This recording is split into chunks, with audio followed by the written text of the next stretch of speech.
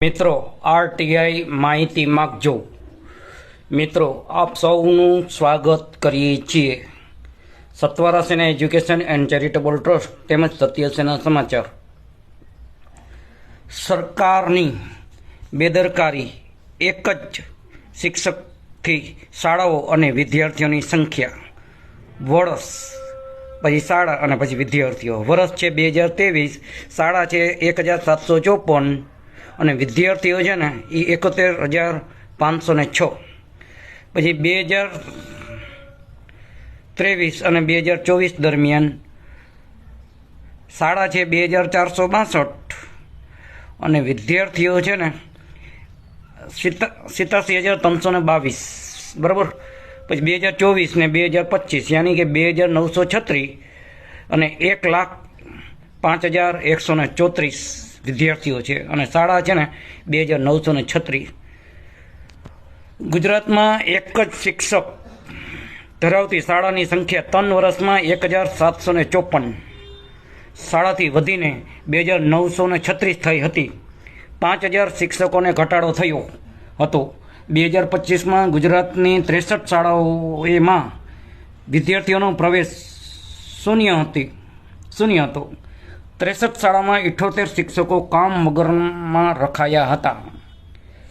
2025માં ગુજરાતમાં ધોરણ દીઠ ભણતા વિદ્યાર્થીઓ 1 થી 5 ધોરણમાં 45 લાખ, 6 થી 8 ધોરણમાં ભણતા 31 લાખ, 9 થી 10 ધોરણમાં ભણતા 17 લાખ અને 11 અને 12માં ભણતા 11 લાખ વિદ્યાર્થીઓ છે. પહેલા ધોરણમાં 45 લાખ વિદ્યાર્થીઓમાંથી 12મા ધોરણમાં 11 લાખ વિદ્યાર્થીઓ ભણે છે. 34 લાખ વિદ્યાર્થીઓ 12 વર્ષમાં ભણવાનું છોડી દીધું. ગુજરાતમાં 40,000 શિક્ષકો નથી. એક જ વર્ગખંડમાં અભ્યાસ કરતી શાળાઓ 14,562 શાળાઓ છે. ગુજરાતમાં 40,000 વર્ગખંડ જ નથી. બોલો મિત્રો, આરએસએસ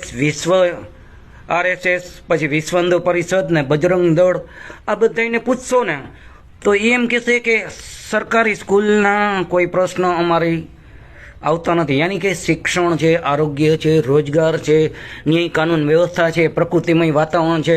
આરએસએસ તેમજ હવે હિન્દુઓની જેટલી સંગઠનો છે તેમજ અન્ય ધર્મની જેટલા સંગઠનો સંસ્થાઓ છે એને આ વસ્તુ અરે કાંઈ લેવા દેવા નથી. મતલબ તમારો માનસિક રીતે વિકાસ થાય ને એના રે કોઈ નિસ્બત જ નથી.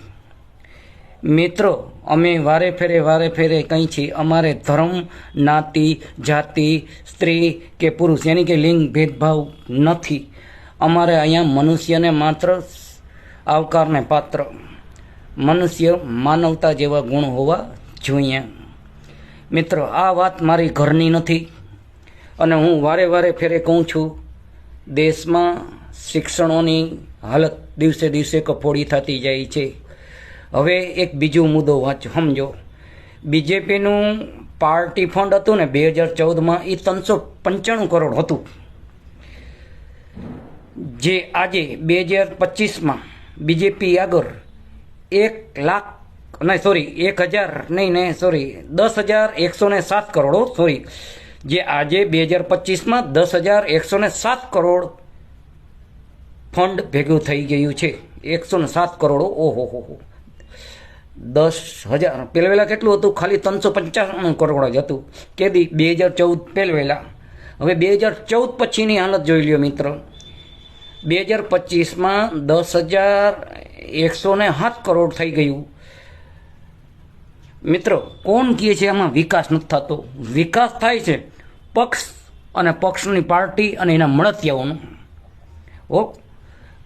જાહેરાતનો વિકાસ થાય છે, આ થાય છે, તે થાય છે, પણ દેશના આમ જનતા, આમ નાગરિક, છેવાડાના માનવી સુધી પહોંચતો નથી. હવે તમને એમ ના કહેતા કે વિકાસ નથી થતો. વિકાસ પાર્ટીઓનો જબરજસ્ત થયો છે. અત્યારે પાર્ટીને જેટલા કાર્યાલયો છે ને A to કરીને Z સુધીની તમામ સુવિધાઓ એમાં મળે છે. જે 5 સ્ટાર હોટલમાં ના મળે ને એવી સુવિધા એ કમલમમાં મળશે. મિત્રો, આ કમલમ મારે વ્યક્તિગત કંઈ વાંધો નથી, પણ મૂળભૂત પ્રશ્ન આપણે ઉલઝાવી અને આપણે બીજા ભ્રમિત મુદ્દાઓમાં ઉલઝાવે છે ને એ તકલીફ છે. દેશ પહેલવેલા, પછી પોક્ષ, પછી સમાજ ને પછી દેશ. દેશ પહેલવેલા હો. દેશ હશે ને તો પાર્ટીની પક્ષ તો ઘણા બધા ઊભા થઈ શકે. દેશ પહેલવેલા પ્રધાનમંત્રી કોઈ દેશ નથી કે નથી ગૃહમંત્રી કોઈ દેશ. દેશ છે 140 કરોડ જનતાનો. આ 140 કરોડની જનતા છે ને તો જ આ દેશ બચશે. મારે આનાથી વધુ વિશેષ નથી વાત કરવી. તમે આ સરખી રીતે વાંચી લેજો. ના વચાય તો અમારું આ કોમેન્ટ બોક્સમાં છે, તેમજ હેડ રાઇટિંગમાં છે. બરાબર. જય હિન્દ, જય ભારત.